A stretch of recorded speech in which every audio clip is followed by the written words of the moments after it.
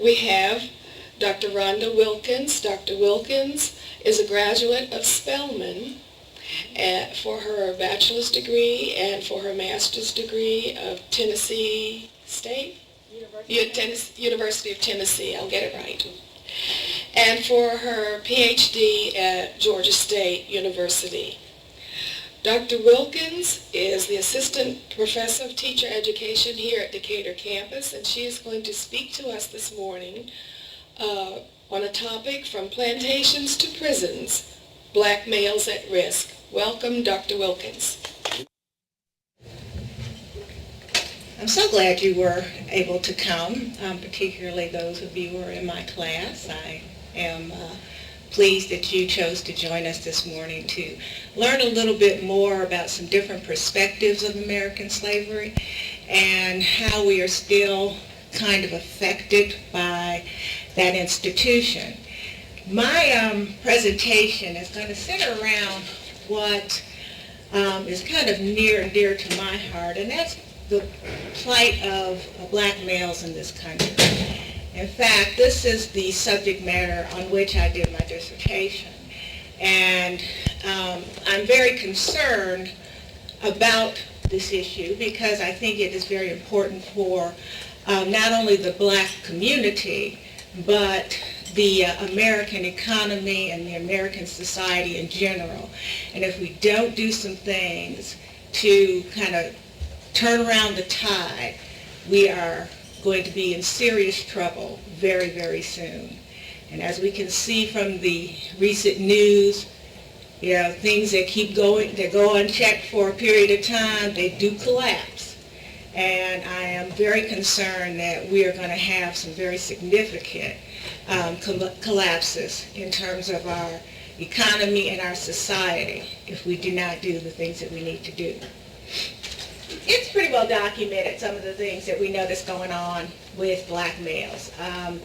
We know the high secondary education dropout rates, the low participation in post-secondary education, the high un and underemployment rates, high incidence of substance abuse and other health issues, the lower participation in traditional family structures, and high incarceration rates.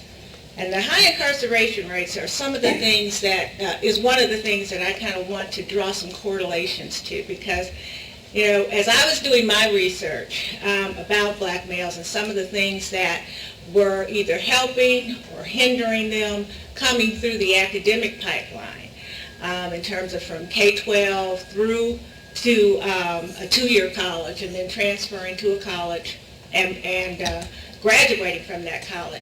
These are our brothers and our fathers and our sons and our uncles and our friends who are caught behind bars. And I am no apologist for some of the black males who are behind bars. Some of them need to be behind bars. But I am looking at the trend, and it just seems unfathomable to me why, when we present such a lower percentage of the population, why 34 and in some states 45% of the inmates are black males. So that's what's kind of piqued my interest, and then some of the association between the plantation and the prison. I'm sure we all as a society know some of the effects, either in the black community or as general population, about the effects of slavery. We are still dealing with the effects of this institution, you know, like it or not. Doesn't matter how many generations we see ourselves from that. Some people, you know, don't want to acknowledge that. A lot of people think it's an ugly blot, and we don't want to remember that. But still in all, I think you've probably heard from some of my other colleagues who presented, we are still in the shadows of that horrific institution. And we know that for blacks, we have lower socioeconomic growth, you know, and that's a direct relationship to slavery. Fragmented families, that's a direct association with slavery, because, you know, our families were dismantled as soon as we came to this country. The devaluation of blacks in the world order. I mean, it's very interesting to me, no matter where you go in the most oppressed countries, you will find that the lowest person on the totem pole will usually have some African descent. And, so it's a world situation. And the underlying sense of entitlement and resentment for both blacks and whites. And I say that because, we hear a lot about all of the entitlement programs that we've had and the welfare programs and this sense of entitlement that we get from the, black community sometimes, the poor black community. I want my welfare, I want my food stamps and that kind of thing. And we also know about the resentment of many people who, resent the fact that, hey, you brought us over here and now you're treating us bad, and, I resent the power structure. But there's also, I believe, that same sense of entitlement and resentment of the part of the dominant culture as well, because, slavery, if you think about it, reinforces in the most meaningful way being dominant. Okay, when you enslave a group of people, there's really no two ways to look about it. You are the dominant culture. And I think there is a sense of entitlement, in terms of that area. And there's a sense of resentment in terms of, why do I need to take care of this group? Why are these people taking our jobs sometimes? And so I think underlying is not anything that we vocalize. It's not sometimes that we even acknowledge, but, it's still there. In fact, there was one theorist said that we are so affected by slavery. Omar Reed is a psychologist, and he has come up with this theory that most black Americans suffer from PTSD, post-traumatic slavery disorder, okay? And that so many of the problems that we're having in the black community, stem from the whole slavery issue. And so that is something for us to also think about. So, my question to you, are prisons a new form of slavery?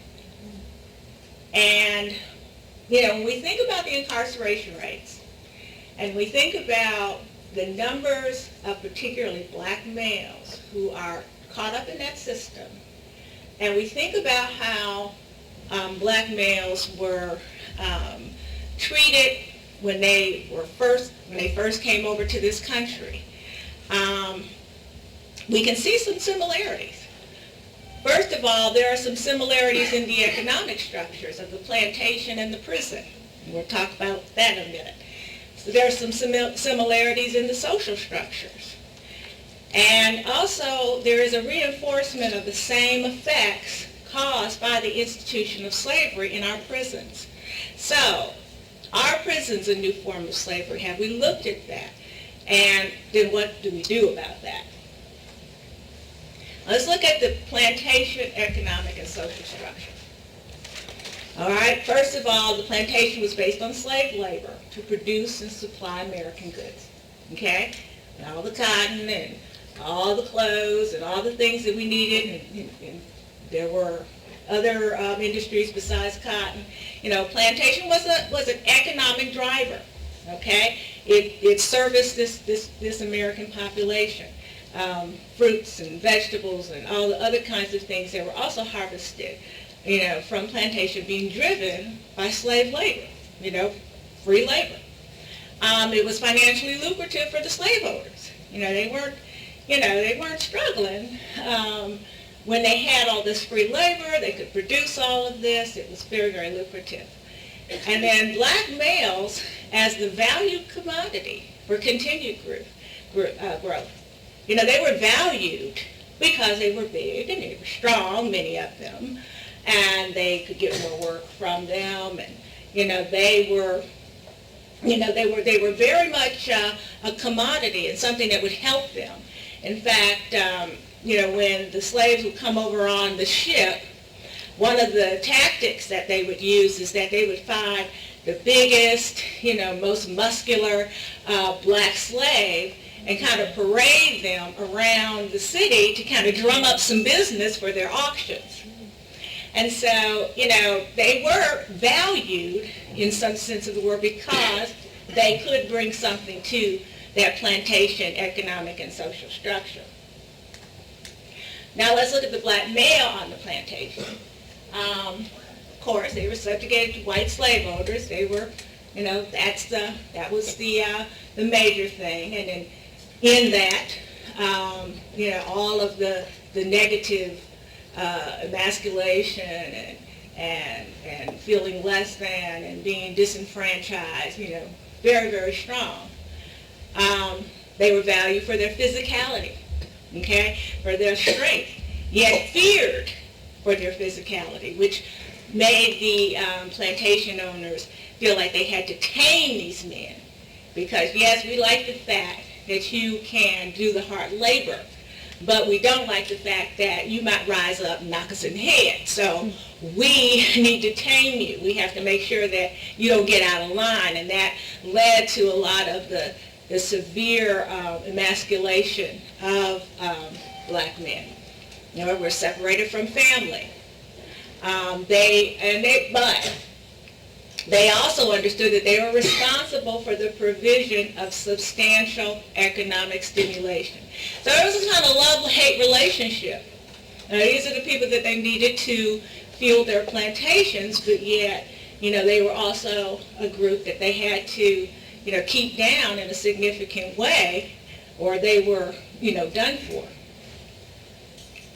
Now let's look at the prison economic and social structures and see if we can draw some correlations. Black male prisoners are the primary fuel of the prison industry these days. And make no mistake about it, prison is an industry. And it is a very lucrative industry. We think of it as kind of a service or something that we have to have, but it is an industry. And it is financially lucrative for both corporate-owned. There are a lot of corporate-owned prison systems, that make profit. Okay, they are corporate-owned prison systems. And for state penal systems, it is financially lucrative. And if you think about it, it is a economic driver for a lot of communities. And sometimes prisons are even put in depressed communities, a safe distance away now, not in the middle of it, but, a little farther out. But this has jobs. This stimulates their economy because it has jobs. The prisons consume large amounts of goods and services. You think about the prison uniforms and the linens and the food and all of the things that they have to really fuel that prison comes from that community. And then not to mention they have this cheap labor force, and where they can do, they have these men there, they have to do some work, and they are a labor force. So we see a little bit of the correlation between the two. And then the black male in prison. Kind of the same, subjugation to the dominant culture criminal justice system. Not necessarily quite called the white slave owners, but, make no mistake, the criminal justice system is ruled by the dominant culture. And black males are subjugated to that particular system.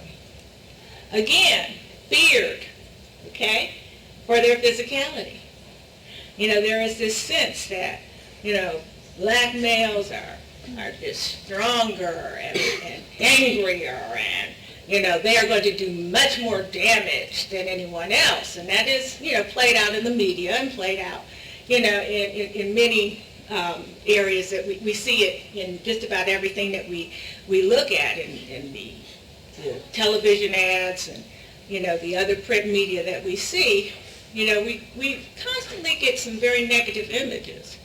And even when we are promoting the dominance of black males, and this was an interesting perspective, is that there is sometimes even a problem with black male dominance in certain areas like sports, like, you think about basketball and wrestling and boxing, because that dominance even reinforces that whole sense that, oh yeah, those black men, they are physically dangerous.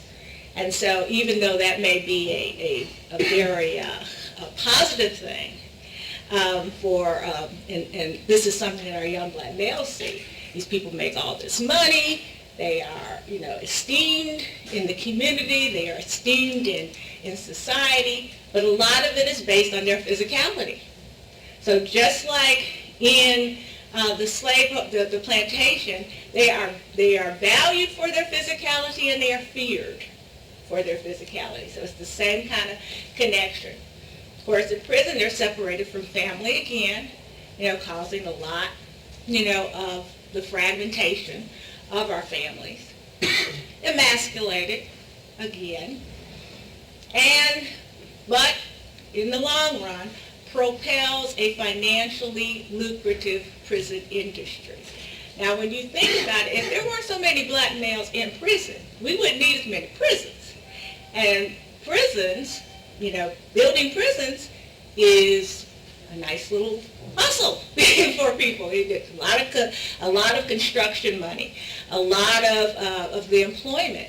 And so we have to look at that in terms of, we're always, oh, wow, why do we have to build all these prisons? Oh, this is terrible. But there are bodies and groups of people who are benefiting from that. And so we have to look at that whole cycle of why. And like I said, there's not to say that there are not people there who do belong there. There are.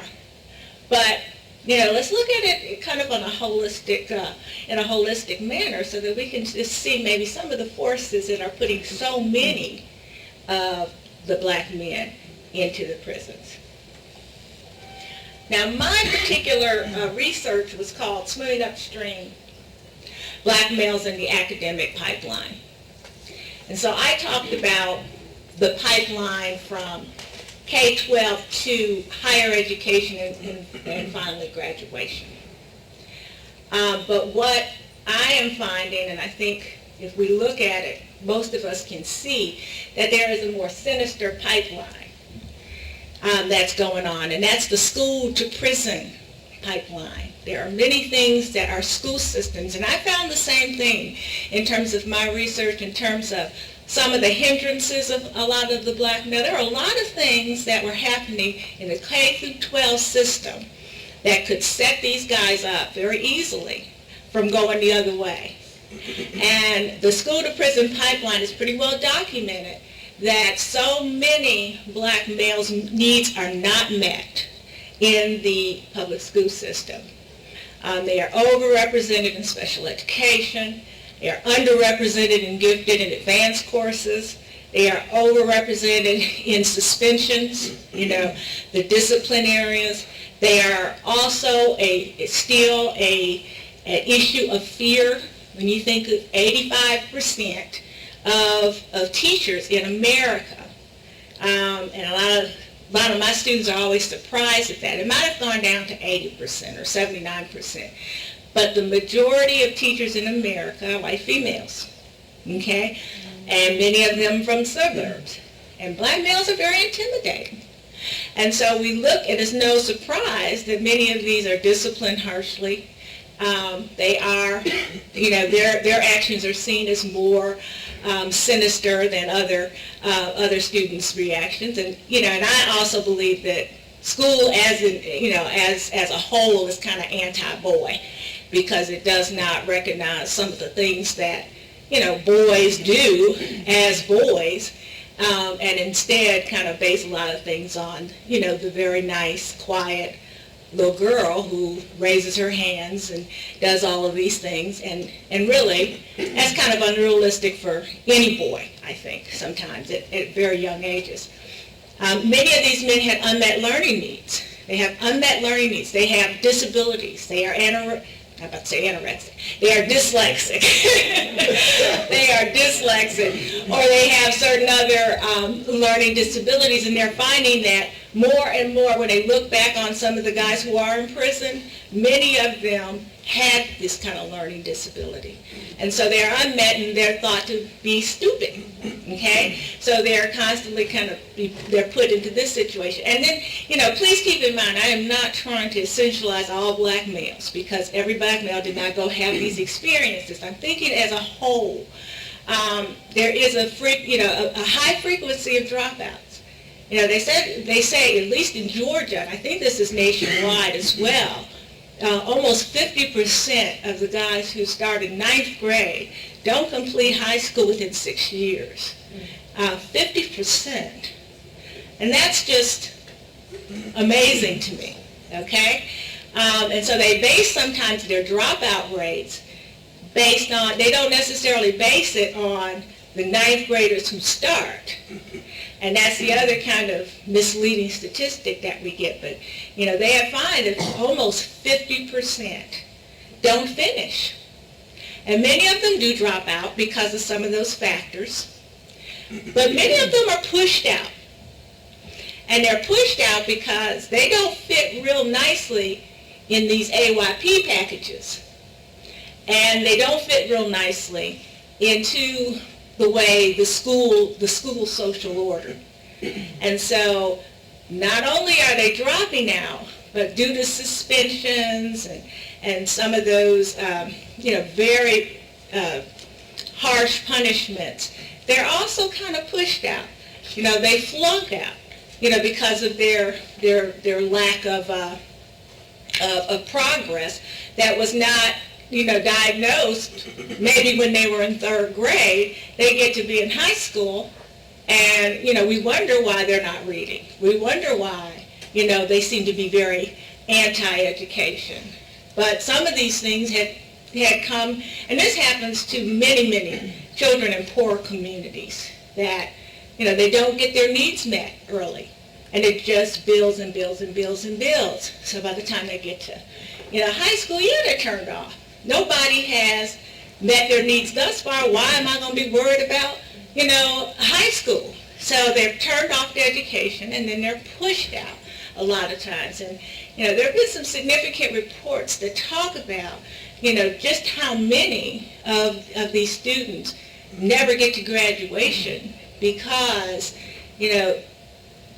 teachers don't want them in their classes because it brings down their averages. Schools don't want them in their schools because it brings down, their ability to meet AYP. So some of the restrictions that we have now with the No Child Left Behind sometimes works against certain populations, the same populations it professes to help. We're leaving a lot of folk behind with some of these regulations. And then and on the other side, the incarceration rate and the media images fuels the school discipline practices. They get some of that from seeing how many folks are in prison, and that kind of feels, those are dangerous guys. Let's get them on out of here, okay? So we bring these guys into the system, undereducated. We also judge them by the same yardstick as the dominant culture is judging their men, by how well you can protect, you can provide for your family, what kind of employment you have, how able are you to protect your family. And some of these very issues are things they're set up to fail in. They can't, many times their economic conditions will not allow them to do that in the same manner. And so, granted, crime is not the best solution, to not having the money to do this, but for some black men, and some people in general, that resentment, that underlying resentment, that sense of entitlement drives the face, well, shucks, if I can't do it the legal way, I'm going to do it the illegal way. And so we get, more black males who get caught up in the penal system.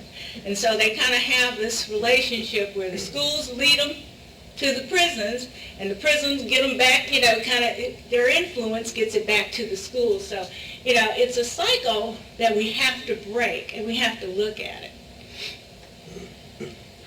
These are just a few of the suggestions. I mean, it's by no means exhaustive.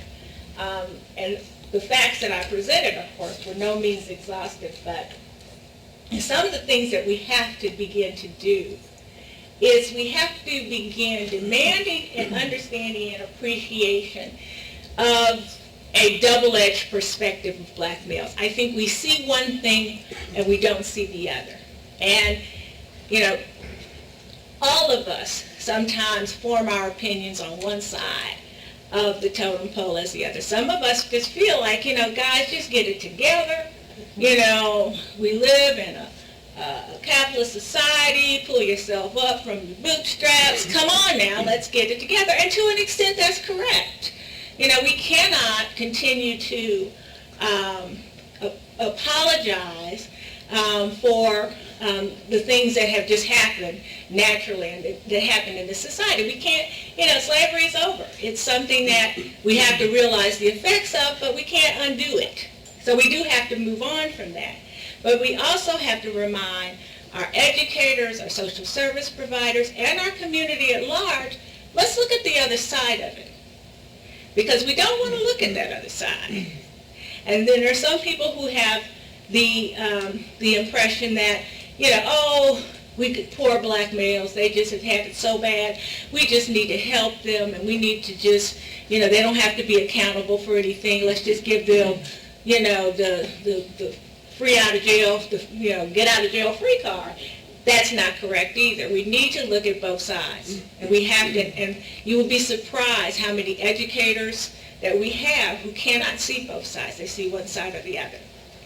And we have to develop more culturally competent educators and service providers. That was some of the things that I found when I did the research, is just the level of understanding that you just don't find sometimes in these classrooms. The stories that these guys told me, these were, the guys who'd already finished, they're already in, had graduated from college when I interviewed them. But the stories that they told me when they were growing up, about how they were treated, about the lack of sensitivity, about how they were kind of moved into vocational programs even if they had no interest in vocational programs. All of these things were very significant to me, and we have to develop those culturally competent educators. That's one of the reasons why they've changed the curriculum for teacher education in the state of Georgia to include a diversity class, because they are finding that students need to understand how important understanding different cultures and their worldview and their point of view is. And sometimes it's a hard lesson because we've grown up with certain ideas. It's very hard to break it, but you at least need to know. We have to begin developing culturally. It doesn't matter what the race is. It doesn't matter if you come from the suburbs. Can you understand the kids in your class and the community that they live in? Do you have some kind of understanding about that? And can you then commit to helping them from a social empowerment perspective to move out of there? Or are you just trying to keep them at that same level? And education has that power. It can uplift you, and it can also determine that you shouldn't go too far beyond where you are. And so we do have to look at that. We need, of course, more programs focusing on the mentoring and support needs of young black males. I mean, you've heard that enough, but it's just really critical. I've been trying to get just a big brother or a mentor for my son. And, we were like 2 years on the waiting list, and we finally got an interview, and then we, are now like 3 months from maybe getting a placement. And the child is getting ready to age out of the whole mentoring systems before he gets one. And it's just critical. We don't have enough black men, a lot of them because they're in prison, okay, to come and mentor our young fellows and let them know that there is another way. You know, my concern is that that's something that you guys who are in school, you can help with that. I mean, I know you're not working yet or may not be making all that money, but the fact that you walk in here every day or every other day, just so that you can enhance your mind, is very powerful. The fact that you have chosen higher education as opposed to, hitting somebody upside the head, the fact that you have chosen that is very, very powerful. And you can be of service. You can be a great mentor to young guys. A lot of times we think they have to be these professionals. You can do it because we have to have as many adult black males out there to keep our young black males from going in the wrong direction. And then, of course, the sentencing reform, and that's a whole nother presentation, of looking at why so many black males are in prison, why the penalty for having crack, okay, is so much worse than having cocaine. And it's the same substance. What's that about? And there are many other sentencing guidelines that on the surface it just looks like, oh, we're being tough on crime. We just want to keep our cities safe. But when you think about the overabundance of people who are in the prison systems, you start to see who gets affected the most.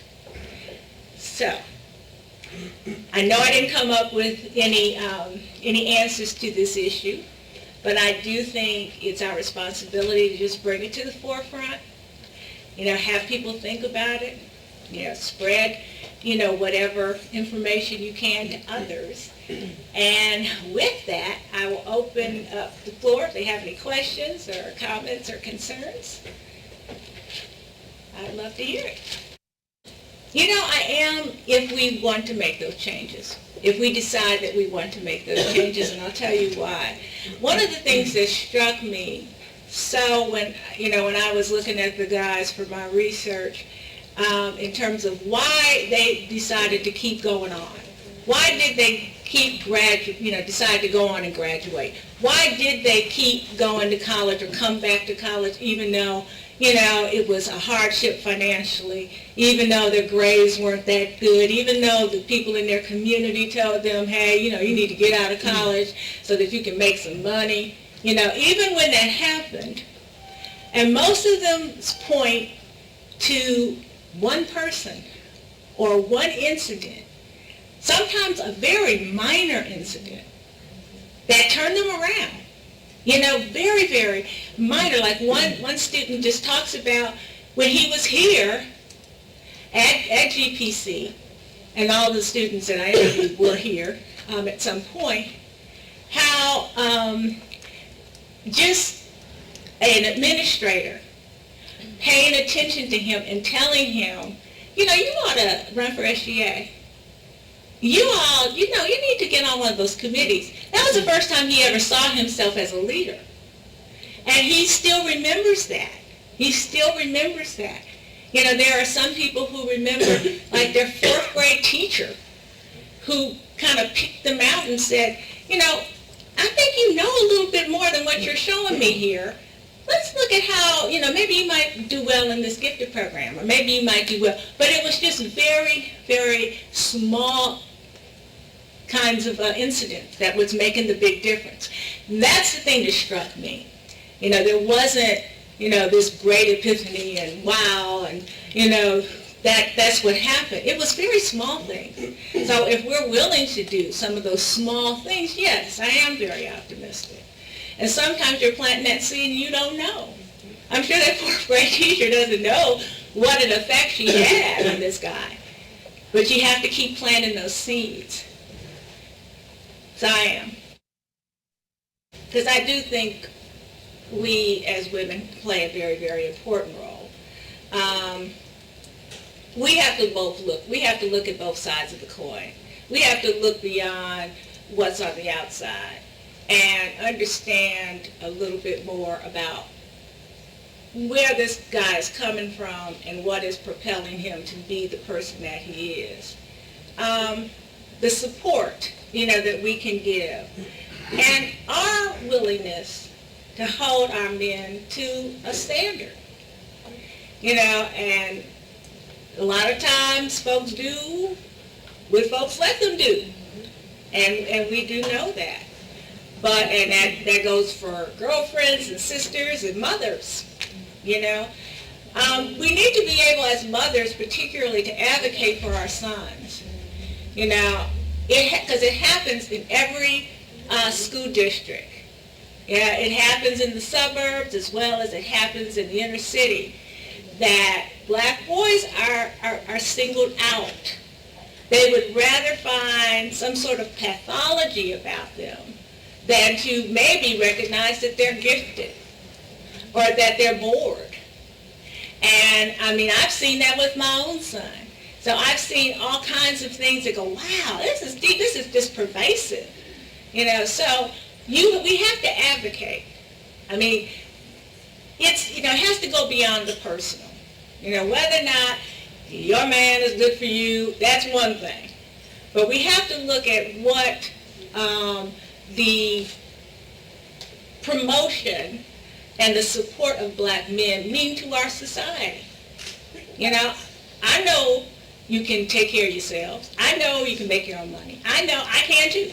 Okay, but as a community, we will not be as strong if half of us are not there and are not viable parts, of our makeup. So I didn't give you an answer, but I do think it has to be on both sides. I don't put it all on the men.